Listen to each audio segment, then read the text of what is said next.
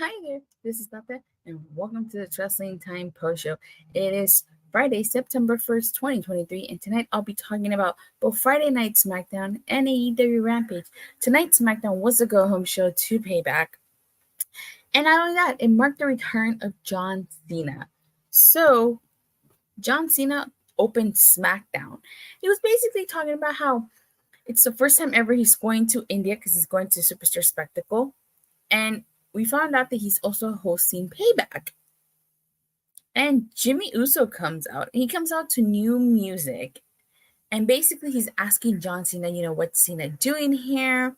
He talks about how these people came to see a top star and they didn't just come to see him, but they want to know why he did what he did to Jay.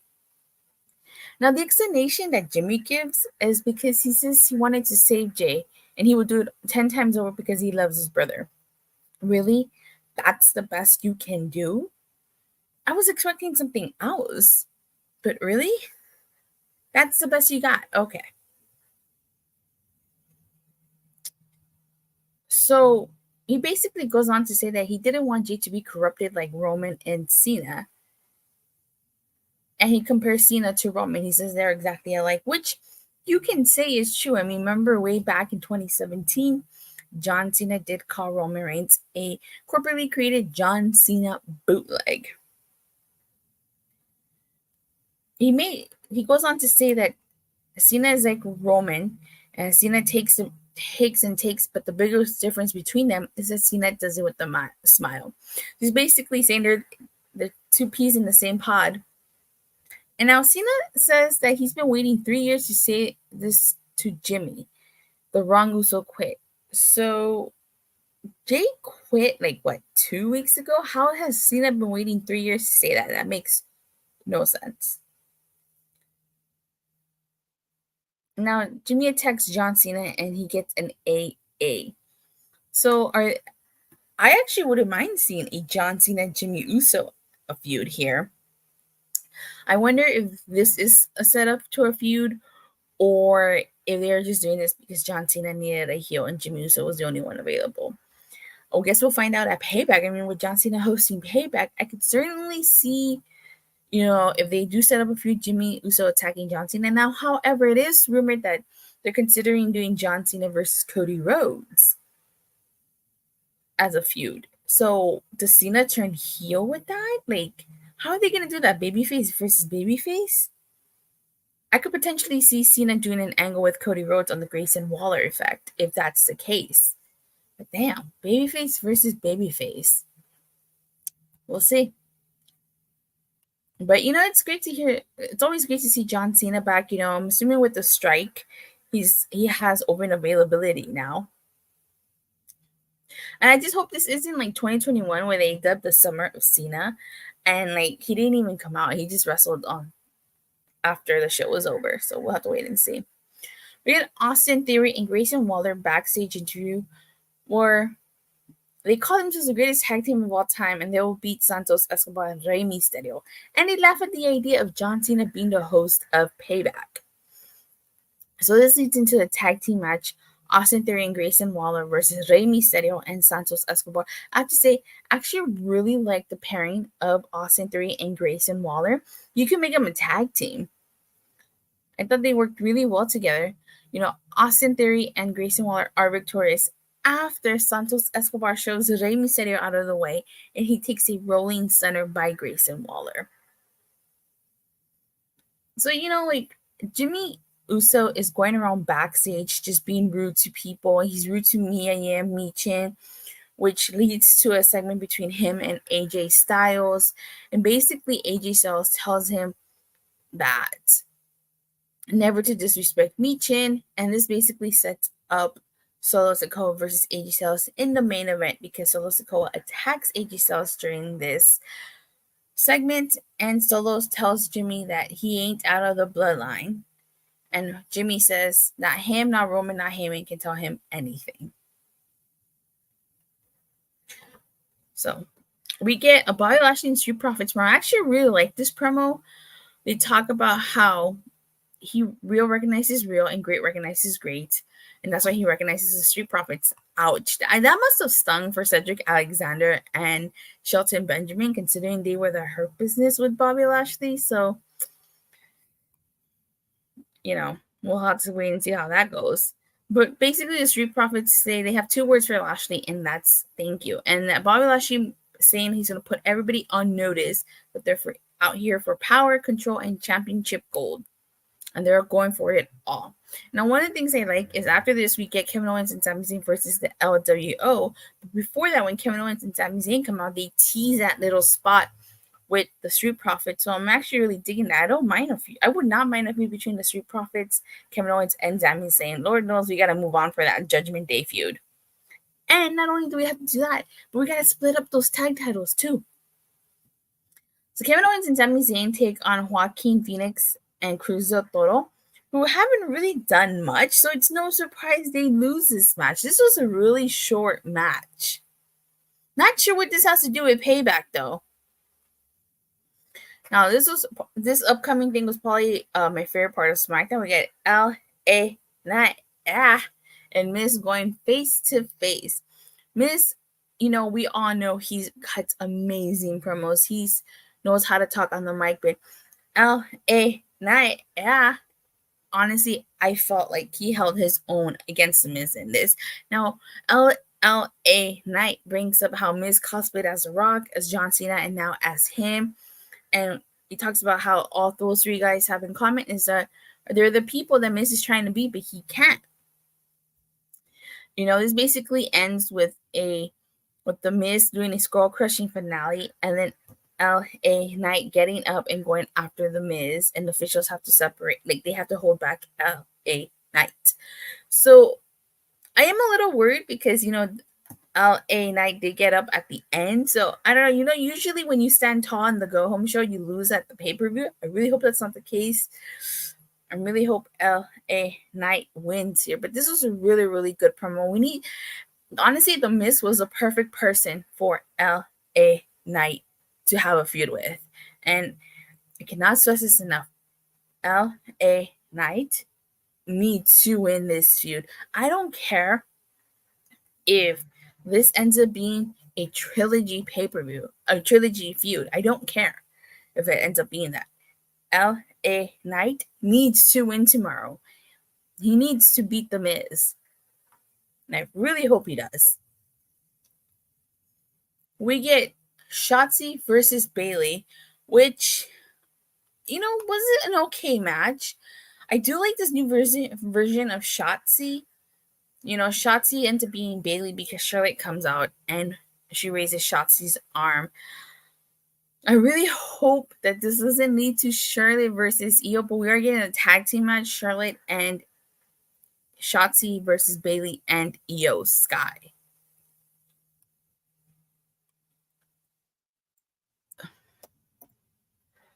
In the main event, we get AJ Styles versus Solo Sikoa, which was actually a really good match. Really enjoyed the main event. I can't complain there. We did get Jimmy Uso coming out and attacking AJ Styles, which allowed Solo Sikoa to hit the Samoan spike to AJ Styles, and Solo Sikoa won this match. And then, Jimmy super kicked and then gave AJ Styles a splash. Now, it seemed like Jimmy tried to, butter up to Solo, and Solo was about him with the Samoan spike, but Paul Heyman stopped him. And then he does the one. So is he back with the bloodline? Now, it seems like this storyline is taking a lot of twists and turns, more than a novella. I guess we gotta wait and see what that means. But maybe if the rumors are true and they're gonna hold off with brother versus brother, when Jay comes back, they're probably gonna feud.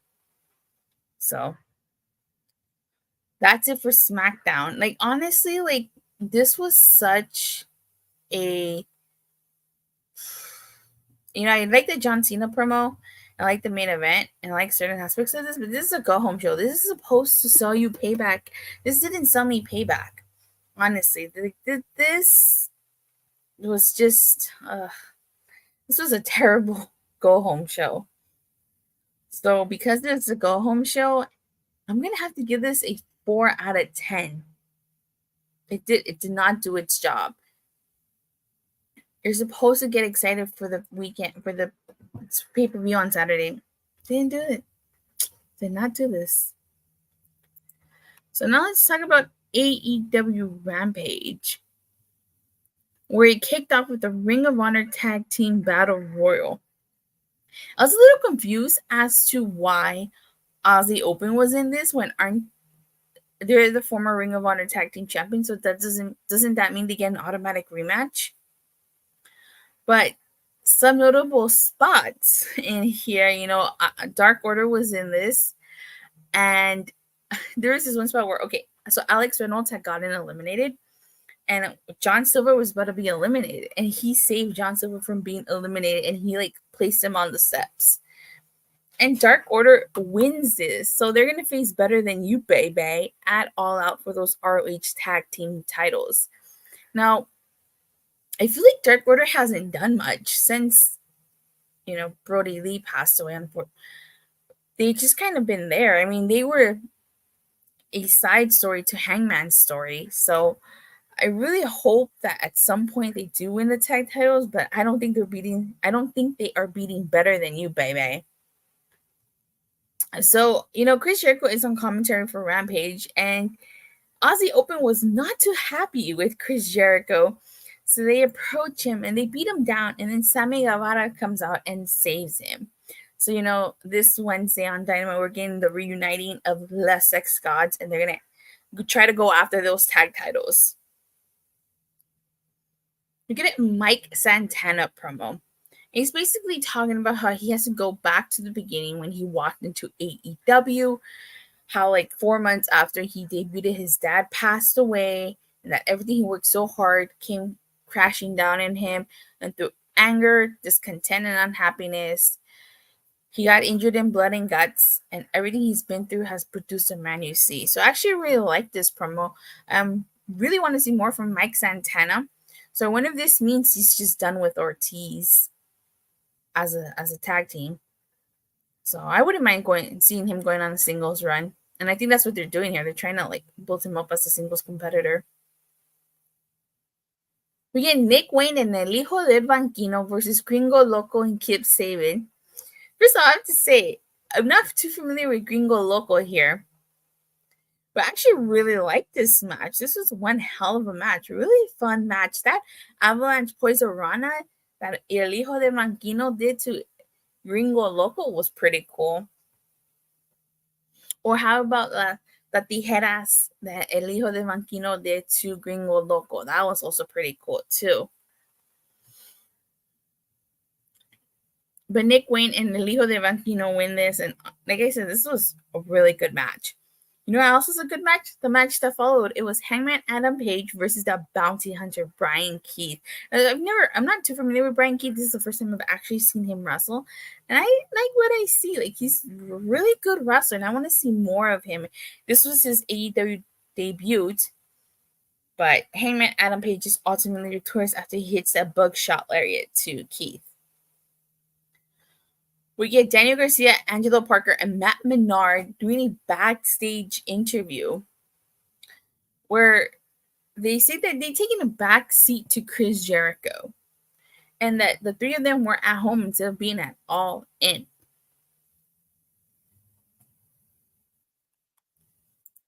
The Dark Order is facing them. So one of the things that I noticed is that Daniel Garcia starts saying that, maybe they were better off without the leather pants. Maybe they were better. He starts to say maybe he was better off being a and then Matt Mernard interjects and starts talking about how they're going to the promised land. So I heard that correctly. He says maybe he would have been better off as a pro, meaning professional wrestler, instead of a sports entertainer. I actually really like Dancing Garcia. Roderick Strong is being interviewed by Renee Paquette, and she's asking him, what happened between him and Adam Cole? Dark Order, why not the Kingdom with Roderick Strong? The Kingdom wasn't even in this ROH Tag Team Battle Royal. So he basically gets mad at Renee because he says that Adam knows what he did, and if Renee doesn't know, then he can't help her. And he was not happy with Renee questioning him like he's on trial. Roderick says he's going to tell his own story on his own time and his own way. And he leaves along with Mike Bennett and Matt Taven, who are the Kingdom, and tells Renee to ask Adam questions about himself, and she's so concerned. So I have to say, Roderick Strong is still selling that neck brace. Remember, his match with Samoa Joe was way back in June. It's been, July, August, almost 3 months, and he's still wearing that neck brace. Like, what happened to his neck? That he's still... I know we're on it, but yes, I did. I actually talked about that. I said that Cody and Cena might have a feud. Honestly, if that happens, it might lead to a segment at Payback. The main event was Skye Blue and Willow Nightingale versus Taya Valkyrie and Anna Jay. All Out is on Sunday, and we, just like All In, are only getting one women's match on the card. So I just joined. Oh, okay, cool. Get home safe. I understand how we're only getting one women's card on the entire show. You could do two. You honestly can. You could, put Athena on the card. You're reading Chris. He's trying to break Bob Orton's injury record. You could do. You're doing Chris Statlander versus Ruby Soho, right? You could do maybe a tag team match in here, since you could have done this match at All Out. Tony Khan can book the women. Yeah, that's one of the biggest criticisms facing AEW and Tony Khan is the booking of the women. Like, they barely get any stories here. Like, how did this match come to be? It just seems like they were randomly thrown together here. Anna Jay came out to her own theme song, and she didn't come out wearing JAS colors or without Angelo Parker and Matt Mernard. Athena put Athena on the show. Exactly, like, you could put Athena on the All Out card, but that's not going to happen. So this match was okay. It's so surprised that Willow Nightingale and Skye Blue won. After Skye Blue hit the code blue to Anna Jay, they were in Chicago, and Skye Blue is in Chicago. So after the match, Taya Valkyrie attacked Skye Blue. See, you had Taya Valkyrie attack Skye Blue. Hell, you could make a 1-on-1 match between them at maybe during 0 hour at All Out. You could do that. I don't understand why we can't get more than one women's match. So, with that being said, a Rampage was your run-of-the-mill Rampage. I liked it a lot better than I did SmackDown, but still nothing special. So, I give it a 5 out of 10. But it's just your run-of-the-mill Rampage. All right. So, with that being said, I know Power Month did not go as planned. I only released 2 videos, unfortunately. I had some issues with my editing software. I'm trying out Adobe Pro, so if I do manage to make it work, I should have one more video out tomorrow. I know Power Month is over, but I had a lot of technical difficulties that prevented me from releasing a new video. So I'm hoping it works and that it's good to go. And if it is, it'll be out tomorrow. But with that being said, thank you guys all so much for watching and for the continued support. Please don't forget to like and subscribe. Make sure you hit that bell so you get notified whenever I go live or release a new video. And I'll see you guys tomorrow after Payback. Bye.